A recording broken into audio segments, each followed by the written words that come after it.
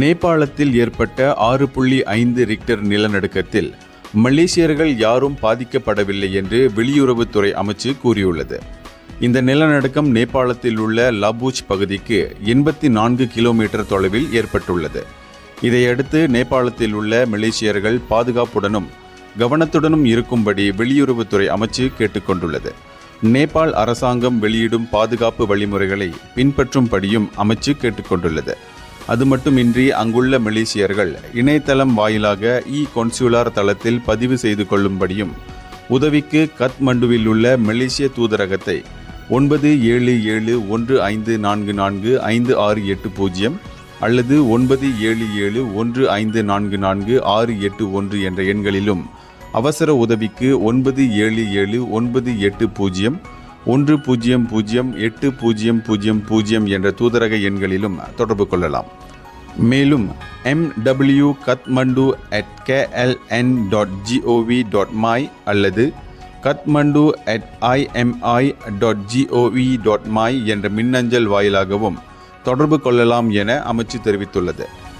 இந்த நிலநடுக்கத்தில் தற்போது 53 பேர் உயிரிழந்துள்ள நிலையில் நிலநடுக்கத்தின் தாக்கம் பீகார், அசாம், மேற்கு வங்கம் போன்ற இந்தியாவின் பல பகுதிகளிலும் உணரப்பட்டுள்ளது.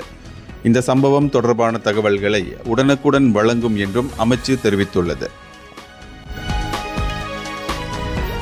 ஜனவரி 10 தொடங்கி 6 மாநிலங்களில் தொடர் மழை பொழியும் என இன்று வெளியிட்ட அறிக்கையில் மலேசிய வானிலை ஆய்வுத்துறை மெட் மலேசியா எச்சரிக்கை விடுத்துள்ளது.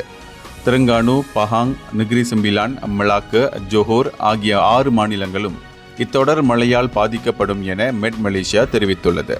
தெலங்கானுவில் உளு தெலங்கானு, மாராங், டுங்கூன், கமாமானிலும், பகாங்கில் Jerantut, Maran, Kuantan, Bera, Pekan, ரொம்பினிலும், நெகிரி செம்பிலானில் குவாலபிலா, ஜம்பூல், தம்பினிலும், சரவாக்கில் Kuching, Serian, Samarahan, Sri Aman, Betong, Sarikei, Sibu, Mukah, Kapit, பிந்துலுவிலும், மலாக்கா, ஜோஹூரில் அனைத்து பகுதிகளிலும் இத்தொடர் மழை ஏற்படும் என மெட் மலேசியா அறிக்கை கூறியது. கோலாலம்பூர் சிங்கப்பூர் HSR விரைவு ரயில் திட்டம் தனியார் துறையின் ஆதரவோடும் ஈடுபாட்டோடும் அதே வேளையில் அதிக அரசாங்க ஈடுபாடில்லாமல் மீண்டும் தொடர்வதற்கு வாய்ப்புள்ளதாக பிரதமர் டத்தோஸ்ரீ அன்வார் இப்ராஹிம் கூறினார்.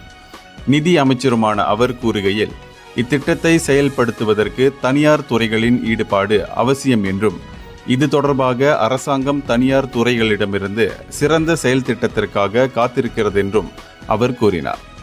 அரசாங்கம் வறுமையை களைதல், வெள்ளம் ஏற்படுவதை குறைத்தல், அடிப்படை உள்கட்டமைப்புகளை மேம்படுத்துதல், கல்வி, பொது சுகாதாரம் போன்றவற்றிற்கு இன்னும் ஓரிரு ஆண்டுகளுக்கு முக்கியத்துவம் அளிக்க வேண்டும் என்பதால் HSR போன்ற திட்டங்களில் தற்போது நாட்டின் நிதி வளங்களை பயன்படுத்த முடியாது என்றும் பிரதமர் கூறினார். தனியார் துறைகளிடமிருந்து சில செயல் திட்டங்கள் பெறப்பட்டிருப்பதாகவும் HSR தொடர்பான செயற்குழு செயல் திட்டங்களை ஆய்வு செய்து வருவதாகவும் மலேசியாவிற்கு 2 நாட்கள் பயணம் மேற்கொண்டிருக்கும் சிங்கப்பூர் பிரதமர் லாரன்ஸ் வாங் உடனான செய்தியாளர் சந்திப்பில் இதனை தெரிவித்தார். 2ஆம் உலகப் போரின் குண்டு கண்டுபிடிக்கப்பட்டது என சந்தேகிக்கப்படுவதால் சம்போர்னா அருகிலுள்ள சீபுவான் தீவைச் சுற்றியுள்ள கடல் பகுதி தற்காலிகமாக அனைத்துவித நடவடிக்கைகளுக்கும் தடை செய்யப்பட்டுள்ளது.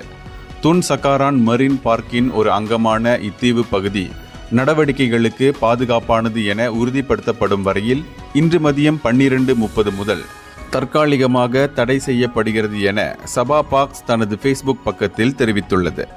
வழக்கமான துப்புரவு பணிகளை மேற்கொள்ளும் போது இந்த குண்டு போல் காட்சியளிக்கும் கருவி மண் அரிப்பினால் கடற்கரையிலிருந்து சிறிது தூரத்தில் கடலுக்கு அடியில் கண்டுபிடிக்கப்பட்டதாக சபா பாக்ஸ் பேச்சாளர் தெரிவித்துள்ளார்.